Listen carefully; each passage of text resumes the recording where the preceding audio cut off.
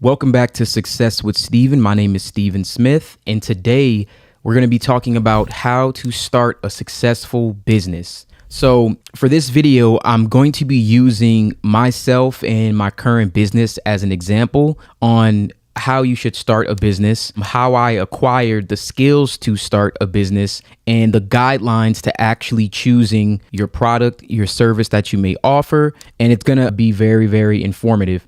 Now, what this video will not be is how to start a business in the technical sense, like getting an EIN number. If you want to see that type of information, I have another video that will show you how to do that. And of course, how to structure your business. But this is going to be for people who want to know what type of business they should start and then how to effectively grow that business to be successful and start making money from that business. I think there's a lot of videos that, of course, show us how to set it up, how to get the EIN, the license, business credit, but no one really ever talks about what it actually takes to run a successful business or how we even come up with the idea of what we should do for a business. So I just wanted to make sure that I definitely touched on that. You guys are going to get a lot of value out of this. I can assure you of that. So here's the agenda. We're going to be talking about picking a talent or skill, and I'll get more into that with an example. Of course, we're going to go over learn from work. It's an important factor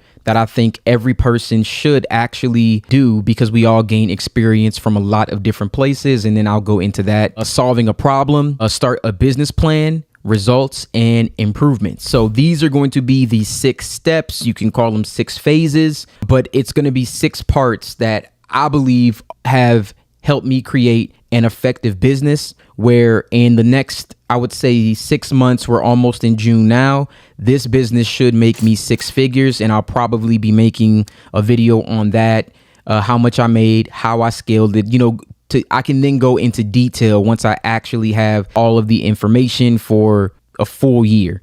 All right. So let's get right into it. And number 1, we're going to be talking about picking a talent or skill. Now, I'm sure that you're thinking, what does that have to do with starting a business? But I'm going to definitely get into that. And I'm going to give you an example, of course, using myself. And I want you to use yourself as an example as well. While I'm going over this information, you should be asking yourself a few questions. So one question that you might ask is, what are you good at? Some people will watch this and they'll say, I'm not good at anything.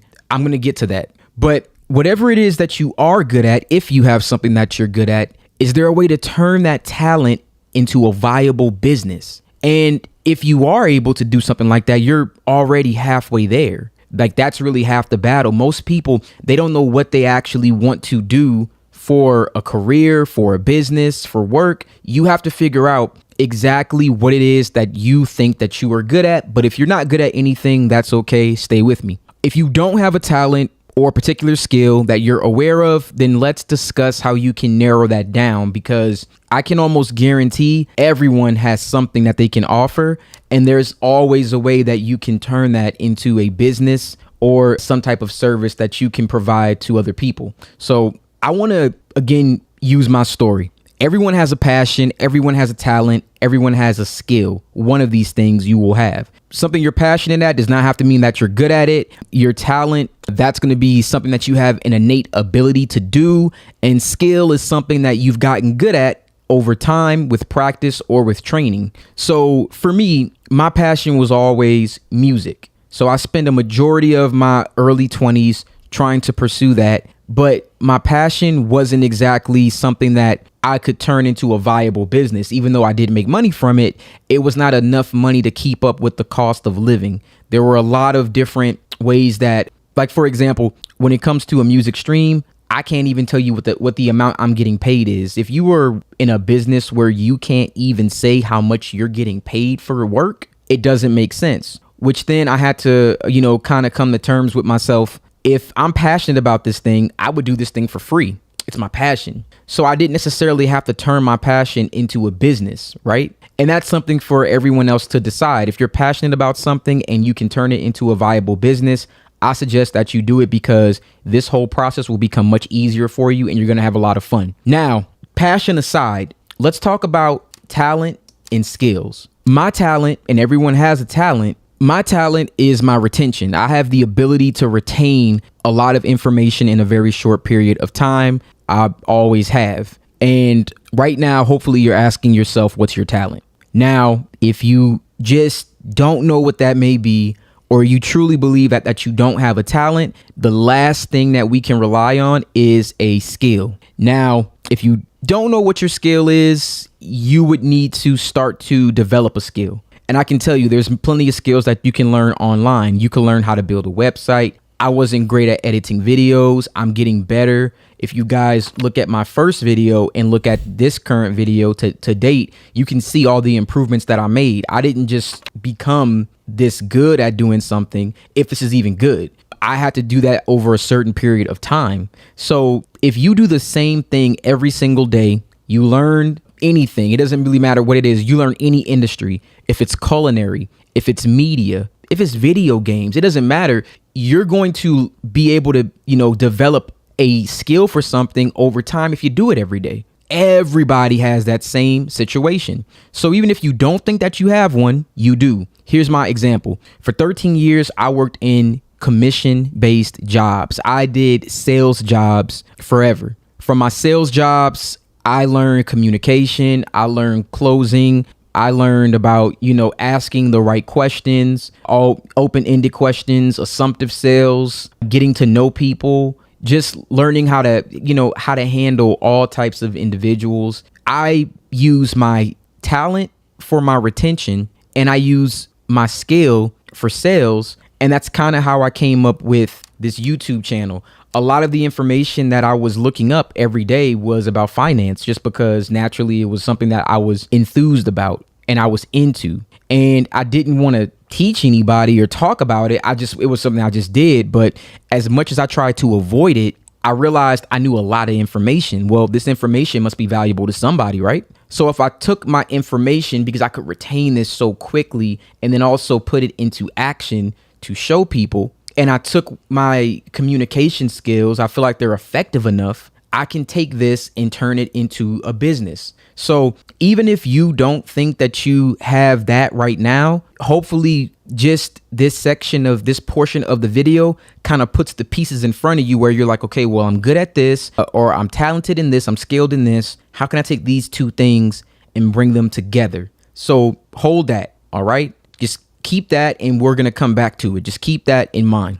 Let's talk about number 2, learn from work. Now, all of the things that I've learned, I've acquired from work. I worked a lot of jobs. I would say probably in the last 13 years, I probably worked for 4 or 5 Fortune 500 companies. These companies spend an exuberant amount of money to train the people who work there. And sometimes if you work in insurance, or maybe you work in like brokerage firms, things of that nature, you can actually get certifications paid through your employer. So you can learn a lot from working on a job. Even the most entry level jobs you can learn. If you observe what they do, you're going to see that a lot of businesses do the exact same thing. So when you work for a few Fortune 500 companies, or you work for even a few different companies, you're going to learn like, oh, this is business education in real time, right? It's real time education that you're getting on the job. Now, from my sales jobs and my jobs in finance, because I did work for a few banks, and they always were usually a commission-based environment with some hourly as well. But on the job, I learned delegation, I learned management, I learned leadership, I learned teamwork. These are some of the most effective skills that I learned from working a job. Now, the thing is, if you start a business, there's not going to be a boss or a manager to tap you on the shoulder and tell you to get back to work, or tell you when to take a break or anything like that. You are self-governed. You're going to have to learn how to manage your time to effectively run your business. Even for me, I'm on a schedule. I wake up at a certain time. I do things at a certain time. I have goals. I have metrics. I learned this from sales jobs. You get to work every day. They go over all of your goals. You look at your monthly goal. You look at what you've done, your revenue. You follow up on leads. You do all of those skills that I learned from years and years and years of working in the same environment. I apply today to what I'm doing. I apply it to YouTube. There are metrics and analytics that I use. I have goals. I know how many subscribers, how many views I'm looking at. I know my impressions. I know my watch. I know all of it. And I use that information to create other content. And when some things work, they work well. When they don't work, I go back, I tweak it. The point is, you want to learn from work. I would not take work for granted. Go to work, be effective at your job, and take that education back and apply it to your business. A lot of us end up starting businesses from the industries that we've worked in. That's another tip. Look at the industry that you're in. What have you learned? How can you take that information and now apply it? Okay. And here's one of the other things that's very, very important. How you do small things is how you handle big things. When I wake up in the morning, the first thing I do is make up my bed. I go to the gym. I shower. I clean. I eat. All at a certain time. I get to my desk. If I'm not recording something, I'm sending out an email. I'm responding. I have a schedule that when I get up, it's the same as any job. I clock in at 8 o'clock. I don't clock out until 5. I don't even touch my bed. That's why I make it. I don't touch it. How you do small things is how you'll do the big things. So the most important thing about this is, if you are at work, and trust me, it's been days where I've wanted to cry because I just didn't want to go to work. It was that bad. When you go to work, do your best job, even if you don't want to be there. I know, but do your best job. There were times where, I would do things just half big, not really done well. And then I would think I'm going to come home and I'm going to work effectively on whatever I care about. I was trying to conserve energy to be more effective at my side hustle or my business, and then try to give half the effort at work. But it's a mentality. If you give half effort at work, you're going to give half effort with everything else in your life. So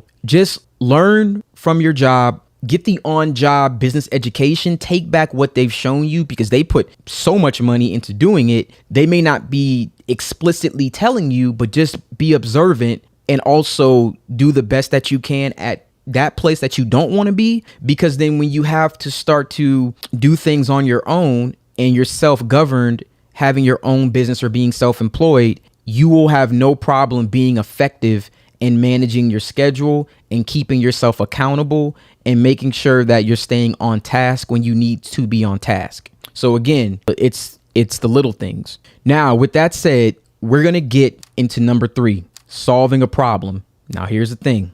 We just talked about, 1, we're going to find either a skill or a talent, something that we know that we can do very, very well. We're going to take whatever it is that we know that we can use. We know that we're going to learn good business practices and good business habits just from doing our everyday jobs and being observant. Because I'm sure you could think back to anything that you've done before and you can use it to apply that to something that you can do in your business, especially when it comes to time management.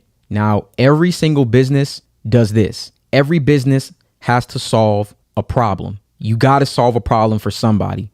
So check this out. The most successful companies in every field, they've reached a pinnacle in their respective industry by presenting solutions to everyday problems. Every single company. It's either with a product, a service, or a combination of both. Now, how you and your business go about accomplishing this can be the difference between short-term profit and long-term success for years to come. Once you've chosen, I'm going to use this skill, I'm going to use this talent, think of how you can take that talent or that skill and turn it into a service or turn it into a product. Again, I'm going to use myself for example, because these are the questions you need to ask yourself, and then you'll do the same thing. So if I'm starting a business, it has to be something that I know I can do effectively. Or maybe I'm offering a product that can definitely solve a big issue. Maybe I had this issue. Maybe the job I worked at, the clients had this issue and I knew how to solve it. For finance stuff, I provide information. If you're watching this video, you wanted to get some information on how to start a successful business,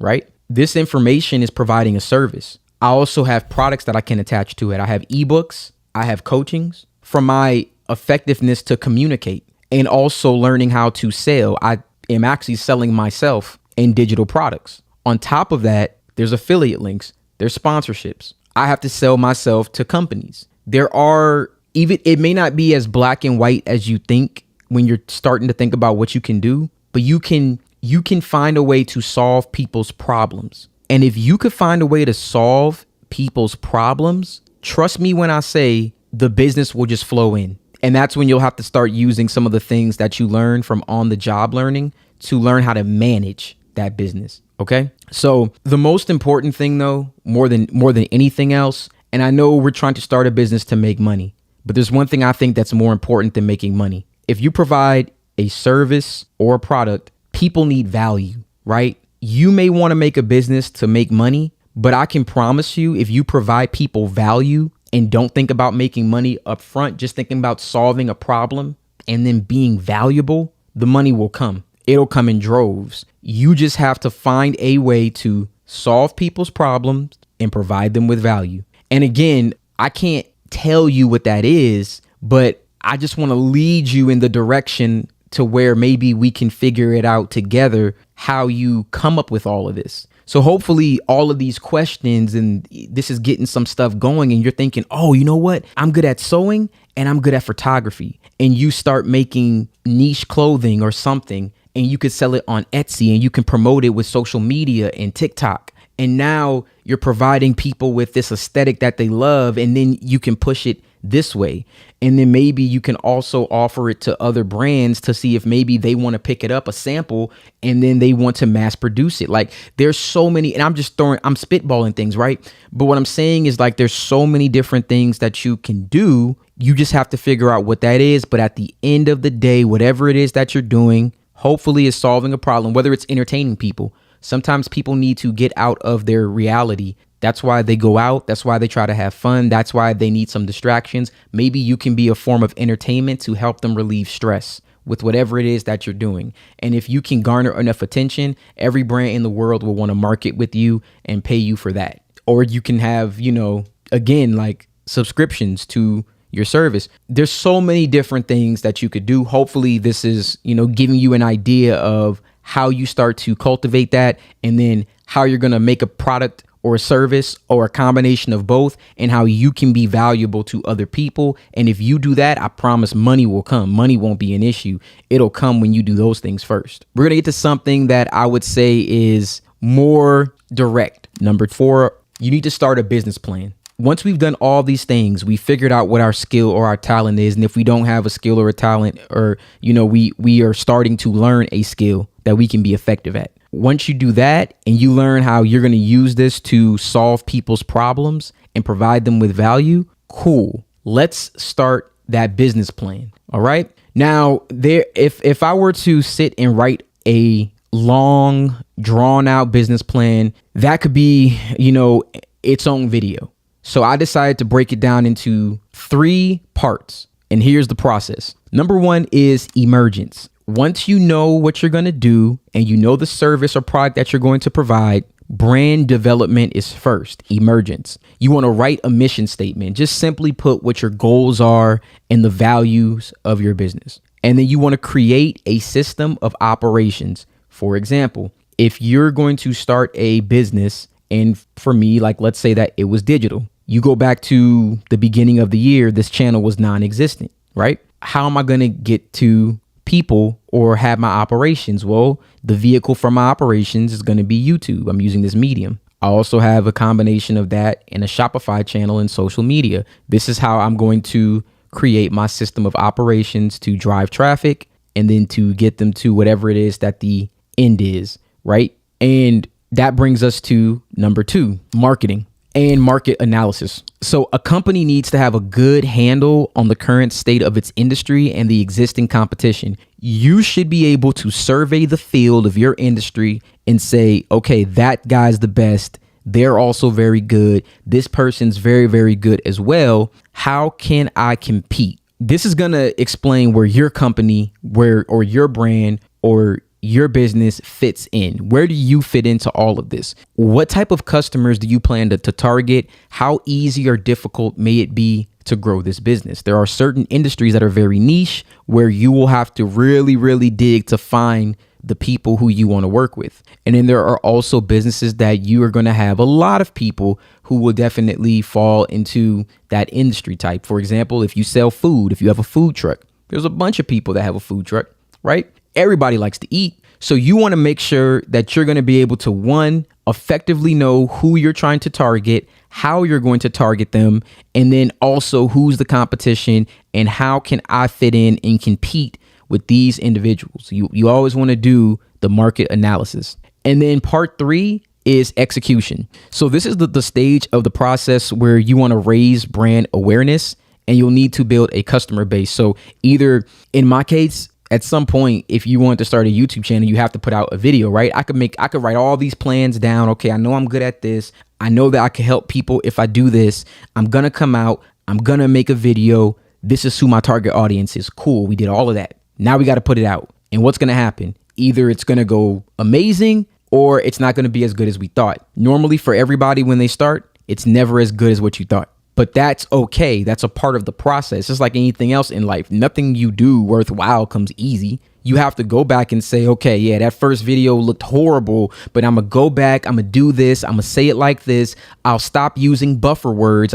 You start to make improvements. I'll become more effective. I'm going to ask questions to people. I'm going to ask them what they want me to talk about. I'm going to start being more intentional. I'm going to start providing more value. You're going to start to figure out, once you execute, what is the best way to help your target audience, to help make your business more viable, whatever that is, whatever your business is. And of course, you'll know yourself better than anyone else. So you'll be able to answer that question. And this is going to be, I think in simple terms, that this is going to be a very simplistic way to start your new business plan. So number 5, we're going to talk about results. Now, I told you I worked in sales, and for sales and commission jobs, if any of you have worked in them, you know that results. Literally every day, all you're looking at is results. You're just looking at how you get to see on paper exactly how good you're doing every single day. Every single day, all you're talking about is the result.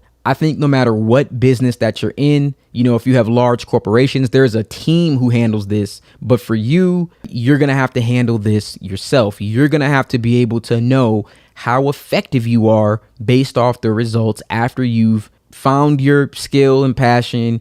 You figure out how you're going to solve a problem. You're going to provide people with value. You came up with the business strategy about how you're going to do it. You finally have executed, and you've done it for, let's say, a month or so, or a few months, and you're looking at the results. Now, when the results are in, you can start to see what it is that you're doing wrong and what it is that you're doing right. So I want to give you a brief story. In 2008, a pair of San Francisco roommates named Brian and Joe built a website. All right. They were trying to house conference attendants who were shut out of an overbooked hotel, and they found 3 people who were willing to pay $80 per night for an air mattress and breakfast. They realized that they were onto something and created a website for people to rent homes and bedrooms. I'm sure at this point, you guys already know exactly where I'm going with this. So they knew that they were onto something.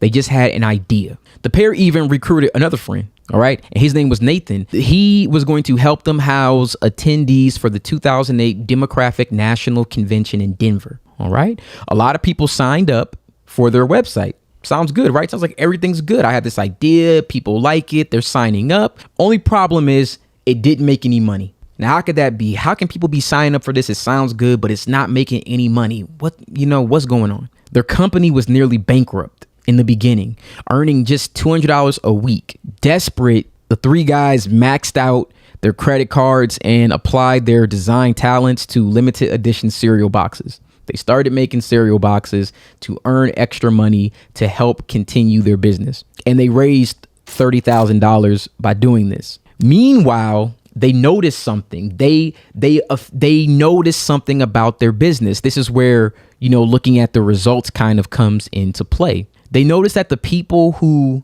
were signing up for their website and putting together listings had really bad photos of the listings. They were really, really, really, really bad. So they scraped all the money that they had. They flew to New York and visited 40 of their hosts. And their host let them know, okay, well, this is how we normally do it. And they said, all right, let's improve this because it's not looking the best. Let's make it look better for people that may want to stay, at your houses. So they improved the listings, and the profile photos that they updated performed better. They actually increased their sales 100%, and they made $400 per week, the most growth they had seen in 8 months. And more importantly, they spent time talking to their host. You want to talk to your audience, you want to talk to your clients, you want to talk to people. And the founder realized that they were capturing unique markets. They understood their market. They wanted some people who wanted to be more authentic. They wanted the experience of staying in a residential area away from commercial centers, away from that. They wanted to feel like when they went to a city, they lived in that city. So they went with suggestions that they got from locals. They talked to locals. They found out some good things from them, and they overhauled their website. They made these improvements based on the results. And the company, of course, as you probably realize, was Airbnb. All right. They reached profitability in 2016. It took them 8 years to become a profitable company, even as local governments began passing ordinances to collect occupancy taxes, and then they outright banned Airbnb in some states. By late 2019, Airbnb was valued at $31 billion. Even when they became profitable, they still had to tackle a bunch of hurdles, right? This is business. The whole point of this story is nothing's going to work out the way that you think it is at the beginning, but you don't stop. You go back to the drawing board. You say, hey, this is what's wrong. This is what's right. And then once we do that, that is going to be the thing that will bring us into number 6, which is improvements. For improvements, I put together 3 things I felt like were important. 1, you want to be consistent. If I were to get 2 views on a video, that won't stop me from doing 3 videos a week. That won't stop me. You want to be consistent. Whatever is working, keep doing it. Keep doing it. Remove any practices that aren't conducive to your business goals. Anything that's not working, you want to get rid of it. All right. You want to analyze your competition at all times. You want to have a pulse on your industry, a pulse on the field, a pulse on your area. You need to know exactly what's going on with this industry. Even if you're successful, do not become stagnant. Don't get complacent. That's the fastest way to start failing. You can be as successful as you want. Look at Blockbuster. Redbox replaced Blockbuster. Blockbuster replaced Netflix. And now if you go to Netflix, because they did not have enough original content to make their platform last. And in my opinion, I don't think Netflix is going to be a streaming service that will be, I'm not going to say it won't be around, but maybe it'll be acquired in an acquisition and merge with someone else later on. But the point is, if you start to get complacent in business and you don't analyze your competition, you can fail even after being successful. So you can't afford to ignore your competitors. Instead, take time to study and learn from them. Larger companies devote significant amounts of resources to obtaining that sort of information on their competitor and their competition's intelligence. So if you work in an industry now, look at the job you're working at. If you can do something or solve a problem, or you're good at this and you've acquired a skill, the reason why you were able to acquire that skill and you can solve a problem is because you know that industry in and out. You have a pulse on it. Don't ever lose that. And the last thing I would say is be creative. You want to learn from competition. You want to be consistent, but you always want to look for ways to improve your business and make it stand out from the competition. You always want to have that extra leg up where you're trying new things. Things that maybe the competition never tried before. You know what's worked. You've seen what's worked. We all know what works. But don't be afraid to test out new things that could be even better. You want to be an innovator, not a follower, but that doesn't mean that you can't learn from what has worked. All right. Even though those may seem like contradictions, it's the only way that you can have a great business.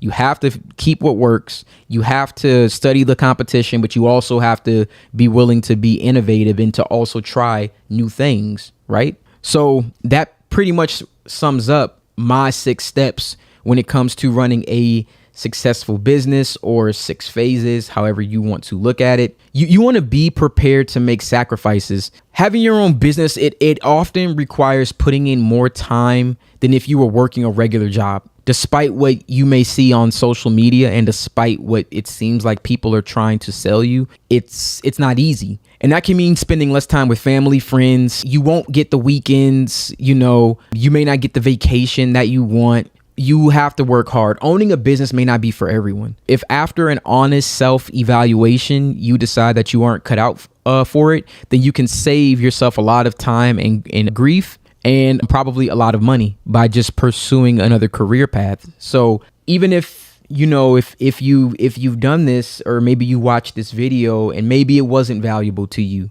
you know, maybe it just had you thought, maybe that's not for me, but maybe it is for you. Hopefully it sheds some light on exactly what it takes to run a successful business. And while, of course, I could not tailor this to each individual situation, and while, you know, I'm not able to sit down with you and create an exact plan that may be tailored to your needs, I hope that at the very least, if you do still want to start a business, you have an idea of how to come up with the idea. You have an idea of, you know, product and service. You have an idea of how to provide value, and you have an idea of how to take this thing, come up with a business plan really quick, and then start to actually make moves to implement this stuff and then start to improve it. You know, those are all the steps in a nutshell, and that is my summary. So I just wanted to say thank you guys so much for watching. I really do appreciate it. If you know, have any other maybe stories about your business, anything that you can speak to, please drop a drop a comment, but also like. I would love to have conversations underneath this video. You guys have a wonderful day, and thank you so much for watching.